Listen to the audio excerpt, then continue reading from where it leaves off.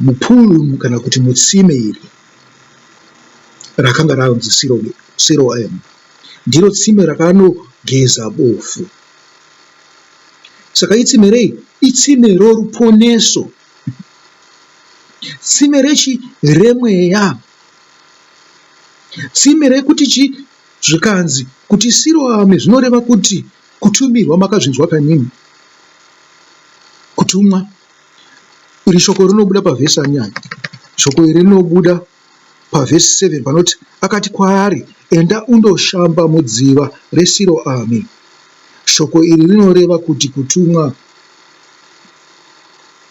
zvichireva zvinhu zviviri. Mweya wakanga uchizotumwa kubva kuna Baba, wamunoti uya wakauya paPentecost, zvichireva kuti vadzidziwo vaakanga achifamba navo panyika vakanga vachiriwo vakabatwa nezvinhu zvenyika. Meso avo akanga asati adzidzivurwa, akanga asati afunhurwa sekufunhurwa kwakaitwa meso aPauro kuti vaone zvomweya. Ndozvatakaita kana tichidzidza Bhaibheri. Dzimwe nguva tinodzidza Bhaibheri tino meso apasi pano. Jesu aitaura nemifananidzo pamusoro pezvinhu zvatinoziva kuti tiche sei tinzwisise. Asi kana tanzwisisa tinozoda kufunhurwa zvakare,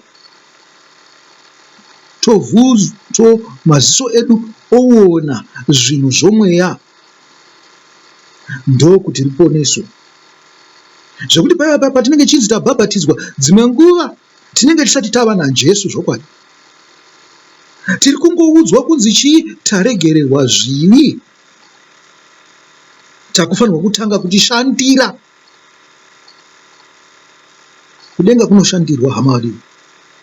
Hakuzi kunongoti wanzwa wagamuchira kuti Ishe wedu Jesu Kristu ndiye muponesi wedu, wakufamba wakabata kaBhaibheri uchienda kukereke masande ose namasatade ose napakati pevhiki. Handizvo, zvinotoda kushandirwa. Ende kushandirwa uku handisi kutaura kushandirwa kwamunoitwa nen'anga dzenyu kuya vachikudzimaidzai. Ndiri kutaura kushandirwa pamweya. Iwe ndiye unotoshanda pachako, hauende kun'anga. Mweya ndiye anouya kwauri. Muri kupanzwa ka? Tikada kuti tipinde tiendere pamberi kuna Marko 8. Hazvingaite nekuti panapa pane vhangeri rakasimba rinobuda kubva pavhesi 18 panozonetsana murume bofu. Muri kuzvinzwa? Panozonetsa murume bofu navaFarisi. Yatingoverengai zvekuti munzwe kuti zvinoreva chii. Kana muchida muzotsvaka kuzarura maziso enyu muone nemaziso emweya munzwisise. Zvanzi vakauyisa murume uyu aimbova bofu kuvaFarisi. Zvino zuva iro rakakanyiwa dope rikazorwa pameso omurume uyu naJesu. Raiva zuva rei? ReSabata. Muronzwa? Zuva reSabata. Ticharatidzwa isusu kuti vaJudha ava, maFarisi navanyori navakuru vavaprista vakanga vari mapofu kupfuura murume uyu. Naivo vaitofanirwa kutoenda kunosukwa, kutoiswa dope pameso avo. Ndosaka pane ruponeso, hama dzangu. Ndosaka Jesu akauya. Aigouyireiko? Iyo mirayiro yakanga iripo, vaprofita vakanga vaparidza basa rake kare. Kuparidzwa kwanga kwaparidzwa, aigouyireiko kepiri?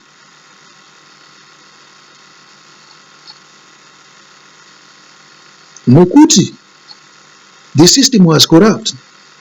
The government was corrupt. Government ya Israel yakanga iri government yakanga iri pasi pemutemo waMozisi. Saka anenge akabata mutemo waMozisi ndiye ane simba. Ndisaka chitushere munyika yeZimbabwe iri very corrupt. Hakusina mutemo. Tinofunga kuti tine mutemo, asi hakusina mutemo munyika yeZimbabwe. Zvinhu zvaora. Nokuti dai mutemo waitedzwa, vanhu vaifanirwa kuenda kujeri, vangada vakaenda kujeri. Dai pasina corruption iripo, uori huripo, pasina zvose zvekutaurwa izvana 2030 chichi hapana munhu aimbosumudza muromo iwowo, nekuti muromo weuori murunzwa. Takutongobudisirai pachena zvedu izvizvo, asi makatozimona makunda kumhanya nebhana yakanzi 2030 moziva kuti muchinda aroda kudyawo ndinenge takuda kumboluma hazvo chichine tabomira pasi takumboita zvenyika tongobhaya takabata mabhana akanzi 2030 wozoti murume akorapti ndizvo zvitoripo.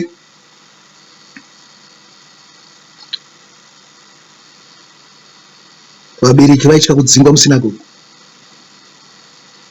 Nemiwo pane vamwe vane vana vavo vakakurira muchechi, chechi dzana baba vavo dzichaendawo kuchechi idzo dzokuva zvikuru, panoto nemurawo wokutotyawo urimo mukati memba wokuti tinotya kudzingwa kuchechi. Takaruza chechi, taruza zvose. Muri kuzvinzwa? Ndosaka muchizoona vachizobayana nemapanga, kubuditsana nepfuti, kuendesana kumatare. Kana kunzi muchechi makarwiwa zvibhakera. Ndo nyaya yacho iyoyo. Muchechi munenge musina chini? Mwari.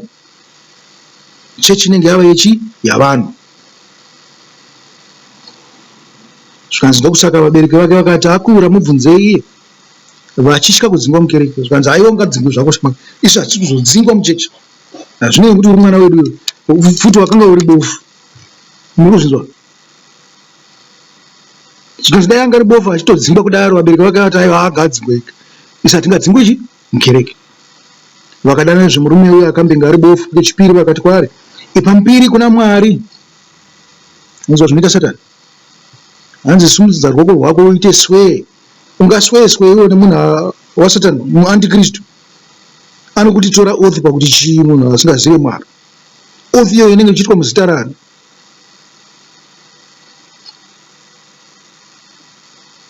Kanzi ipa mbiri kuna Mwari. Mashoko kana muchida kuatedza munotanga kuanzwa kuna nani? Kuna Joshua. Ndizo Mozisi akamboataura iwo. Kanzi wakanzi kuti wava kubudiswa iwawo, uzive kuti kune demo riri kuda chii? Mutsipa wako. Kazhinji panotopedza nerufu chete. Zvikanzi ipa mbiri kunani? Kuna Mwari. Kunzi taura chokwadi chawakaita. Usiyane nekuzvikudza nokunyepa. Nekunyepera isusu uchifunga kuti uri kunyepera Mwari. Nyaya inobuda pamusoro paAkani panguva yaJoshua. Muri kuzvinzwa? Nyaya inobuda pamusoro paSafira nomurume akaenzani? Ananias. Pamberi paPetro. Zvikanzi hamunganyepere mweya kai? Hamunganyepere Mwari. Mungakwanisa kuti nyepera isusu, asi zvino mweya zvaari panapa. Zvikanzi vanhu vakaita sei? Vakatakurwa one after the other vachienda kunovigwa musi uyo. Vanhu vaipinda mukereke.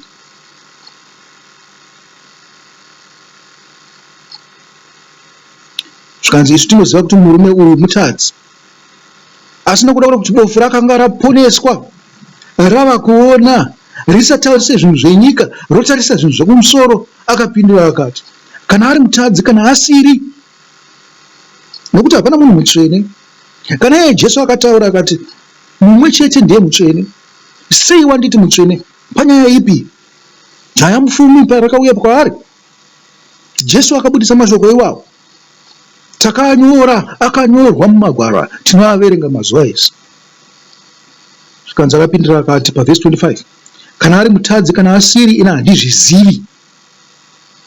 Ndinoziva chinhu chimwe chete, ndakanga ndiri bofu, asi zvino ndaakuona. Zvikanzi zvenyu zvokuda kundibata kwiyo kuti nditaure zvamunoda kunzwa imimi. Zvenyu zvamunoda kuti ndiite sei? Ndipe munhu uyu mhosva, nekuti haazi one of you, handisi kuzozviita. Handina rutivi ini, handina chandinoziva pamusoro pemurume. Chandinoziva kuti ini ndaakunyatsoona manje. Muchida munosara nechitemberi chenyu ichi, nechisinagogu chenyu ichi, putseka wenyu. Ipapo vakamubvunza vakati, akaiteiko kwauri? Akasvinudza meso ako seiko? Akapindura akati, ndanguri ndakuudzai asi hamuna kuteerera. Munodireko kuzvinzwazve? muda kuva vadzidzi vakewo here? Ubwo vakamutuka vakati, we hako ndiwe mudzidzi wake munhu uyu, isu tiri vadzidzi vaMozesi. Vanhu vakuti vanoziva murayiro ndiwo anopa mhosva kuna Ishe wedu Jesu Kristu pamusoro pekuti akanga aponesa nemusi weSabata. Vanoziva murayiro pakuti chii?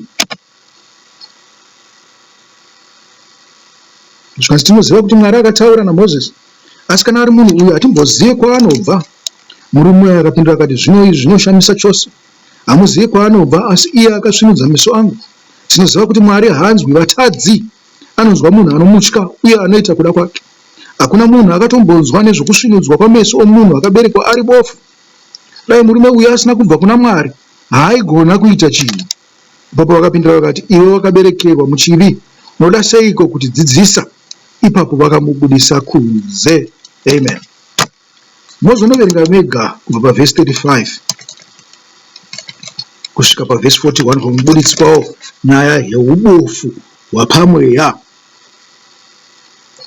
Tichiripo pachirongwa kufa zvishoma.